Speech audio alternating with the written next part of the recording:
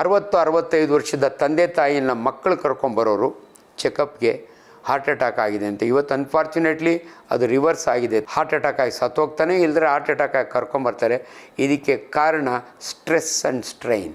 ಆದರೆ ಇವತ್ತು 30 ವರ್ಷಕ್ಕೆ ಅವನಿಗೆ ಮನೆಯೂ ಬೇಕು, ಬಂಗ್ಲನೂ ಬೇಕು, ಕಾರು ಬೇಕು. ಈ ರೀತಿಯ ಸ್ಟ್ರೆಸ್ ಆ್ಯಂಡ್ ಸ್ಟ್ರೈನ್ನಿಂದ ಇವತ್ತಿನ ಲೈಫ್ ಸ್ಟೈಲ್ ಡಿಸಾರ್ಡರ್ಸಿಂದ ಹಾರ್ಟ್ ಅಟ್ಯಾಕ್ ಜಾಸ್ತಿ ಆಗುತ್ತೆ. ಈ 3 ಕರೋನರಿ ವೆಸಲ್ಸ್ ಇರ್ತವೆ. ಒಂದು ವೆಸಲ್ ಬ್ಲಾಕ್ ಆದರೆ ಹಾರ್ಟ್ ಅಟ್ಯಾಕ್ ಆಗುತ್ತೆ. 3 ವೆಸಲ್ಸು ಒಮ್ಮೆಗೆ ಬ್ಲಾಕ್ ಆದರೆ ಆಗ ಹೃದಯ ನಿಂತೋಗುತ್ತೆ. ಆಗಲೂ ಕೂಡ ಕಾರ್ಡಿಯಾಕ್ ಅರೆಸ್ಟ್ ಆಗುತ್ತೆ.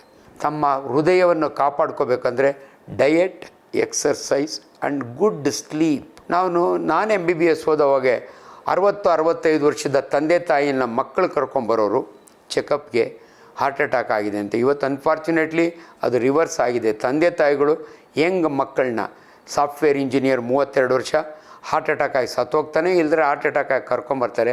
ಇದಕ್ಕೆ ಕಾರಣ ಸ್ಟ್ರೆಸ್ ಆ್ಯಂಡ್ ಸ್ಟ್ರೈನ್, ಒತ್ತಡ. ಜೀವನದಲ್ಲಿ ಒತ್ತಡಗಳು ಭಾಳ ಸರಳವಾಗಿ ಹೇಳಬೇಕಂದ್ರೆ, ಆಗಿನ ಕಾಲದಲ್ಲಿ ರಿಟೈರ್ಡ್ ಆಗೋ ಅಷ್ಟೊತ್ತಿಗೊಂದು ಮನೆ ಮಾಡ್ಕೊಳ್ಳೋರು. ಆದರೆ ಇವತ್ತು 30 ವರ್ಷಕ್ಕೆ ಅವನಿಗೆ ಮನೆಯೂ ಬೇಕು, ಬಂಗ್ಲನೂ ಬೇಕು, ಕಾರು ಬೇಕು. ಈ ರೀತಿಯ ಸ್ಟ್ರೆಸ್ ಆ್ಯಂಡ್ ಸ್ಟ್ರೈನ್ನಿಂದ ಇವತ್ತಿನ ಲೈಫ್ ಸ್ಟೈಲ್ ಡಿಸಾರ್ಡರ್ಸಿಂದ ಹಾರ್ಟ್ ಅಟ್ಯಾಕ್ ಜಾಸ್ತಿ ಆಗುತ್ತೆ. ಅದು ಹಾರ್ಟ್ ಅಟ್ಯಾಕ್.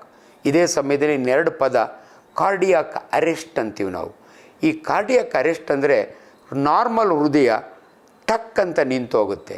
ಯಾಕೆ ನಿಂತೋಗುತ್ತೆ ಡಾಕ್ಟ್ರೇ ಅಂದರೆ, ನೋಡಿ, ಹೃದಯಕ್ಕೆ 2 ನರ ಇದೆ. ವೇಗಸ್ ನರ್ವ್ ಅಂತೀವಿ ನಾವು. ಬ್ರೈನಿಂದ ಬರುತ್ತೆ. ಕಪಾಳಕ್ಕೆ ಅಂದರೆ ನಿಮ್ಮ ಕೆನ್ನೆಗೆ ಒಂದು ಬ್ರಾಂಚ್ ಕೊಡುತ್ತೆ. ಹಂಗೆ ಕೆಳಗಡೆ ಹೃದಯಕ್ಕೆ ಒಂದು ಬ್ರಾಂಚ್ ಕೊಡುತ್ತೆ. ಸ್ಟಮಕ್ಕಿಗೆ ಒಂದು ಬ್ರಾಂಚ್ ಕೊಡುತ್ತೆ. ಗಂಡು ಮಕ್ಕಳಲ್ಲಿ ಟೆಸ್ಟಿಕಲ್ಸಿಗೆ ಕೊಡುತ್ತೆ. ಅದರಿಂದ ಈ ಸಮಯದಲ್ಲಿ ದಯವಿಟ್ಟು ಕಪಾಳಕ್ಕೆ ಹೊಡಿಬೇಡಿ. ಯಾರಿಗಾದ್ರೂ ಕೆನ್ನೆಗೆ ಪಟ್ ಅಂತ ಹೊಡೆದ್ರೆ ಹಾರ್ಟ್ ನಿಂತು ಹೋಗುತ್ತೆ. ಅದನ್ನು ನಾವು ಕಾರ್ಡಿಯಾಕ್ ಅರೆಸ್ಟ್ ಅಂತೀವಿ. ಬೀಜಕ್ಕೆ ಒದ್ದಾಗೆ, ಅಥವಾ ಅದಕ್ಕೆ ನೋಡಿ, ಕ್ರಿಕೆಟರ್ಸು ಹೆಲ್ಮೆಟ್ಗಿನ್ನ ಮೊದಲು ಬಂದಿದ್ದು ಸ್ಕ್ರೋಟಲ್ ಗಾರ್ಡ್ ಹಾಕ್ಕೊಳ್ಳೋರು. ಬಾಲ್ ಏನಾದ್ರು ಬಿದ್ದರೆ ಇನ್ಸ್ಟಂಟೇನಿಯಸ್ ಸತ್ತೋಗ್ತದೆ. ಇದನ್ನು ನಾವು ಕಾರ್ಡಿಯಾಕ್ ಅರೆಸ್ಟ್ ಅಂತೀವಿ ನಾವು. ಈ 3 ಕರೋನರಿ ವೆಸಲ್ಸ್ ಇರ್ತವೆ. ಒಂದು ವೆಸಲ್ ಬ್ಲಾಕ್ ಆದರೆ ಹಾರ್ಟ್ ಅಟ್ಯಾಕ್ ಆಗುತ್ತೆ. 3 ವೆಸಲ್ಸು ಒಮ್ಮೆಗೆ ಬ್ಲಾಕ್ ಆದರೆ ಆಗ ಹೃದಯ ನಿಂತೋಗುತ್ತೆ. ಆಗಲೂ ಕೂಡ ಕಾರ್ಡಿಯಾಕ್ ಅರೆಸ್ಟ್ ಆಗುತ್ತೆ. 3ನೇದು ಹಾರ್ಟ್ ಫೇಲ್ಯೂರ್ ಅಂತೀವಿ. ಇದು ನಾನು ಒಬ್ಬ ವೈದ್ಯನಾಗಿ ನಿಮಗೆ ವಿವರ ಕೊಡ್ತಾ ಇದ್ದೀನಿ. ಜನಸಾಮಾನ್ಯರಿಗೆ ಯಾರೇ ಹಾರ್ಟ್ ಅಟ್ಯಾಕ್, ಹೃದಯಾಘಾತದಿಂದ ಸತ್ತೋದ್ರೆ ಹಾರ್ಟ್ ಅಟ್ಯಾಕ್ ಆಯಿತು ಅಂತ ಮಾಧ್ಯಮದಲ್ಲಿ ಬರುತ್ತೆ, ಪೇಪರ್ನ ಬರುತ್ತೆ. ಆದರೆ ಎಲೆಕ್ಟ್ರಿಕ್ ಸಪ್ಲೈ ಇರುತ್ತೆ. ಅಂದರೆ ನಮ್ಮ ಹೃದಯದಲ್ಲಿ ಎಲೆಕ್ಟ್ರಿಕ್ ಆಕ್ಟಿವಿಟಿ ಇರುತ್ತೆ. SA ನೋಡ್ ಅಂತ ಇರುತ್ತೆ, ಅಲ್ಲಿಂದ ಶುರುವಾಗುತ್ತೆ. ಸೊ ಅದೇನಾದರೂ ಫೇಲ್ಯೂರ್ ಆದರೆ, ಅದಕ್ಕೆ ನೀವು ಕೇಳಿರ್ಬೋದು, ಪೇಸ್ ಮೇಕರ್ ಹಾಕಿದಾರಂತೆ ಹಿರಿಯರಿಗೆ ಒಬ್ಬರಿಗೆ. ಸೊ ಹಾರ್ಟು ತನ್ನಷ್ಟಿಗೆ ತಾನೇ ಕೆಲಸ ಮಾಡಬೇಕಾದ್ರೆ ಸ್ಟಿಮ್ಯುಲೇಷನ್ ಬೇಕು. ಅದೇನಾದರೂ ಫೇಲ್ಯೂರ್ ಆದರೆ ಅದನ್ನು ನಾವು ಕಾರ್ಡಿಯಾಕ್ ಫೇಲ್ಯೂರ್ ಅಂತೀವಿ. ಅದಕ್ಕೆ ಪೇಸ್ ಮೇಕರ್ ಹಾಕಿಸ್ಕೋಬೋದು. ಸೊ ಹೆಂಗೆ ಗೊತ್ತಾಗುತ್ತೆ ಅಂದರೆ, ಹೃದಯದ ಬಡಿತ 1 ನಿಮಿಷಕ್ಕೆ 72ರಿಂದ 80. ಹೃದಯ ಬಡಿತ ಏನಾದರೂ 40, 30 ಹಿಂಗೆ ಬಂದರೆ ನಾವು ಬ್ರೆಡಿಕಾರ್ಡಿಯಾ ಅಂತೀವಿ ನಾವು.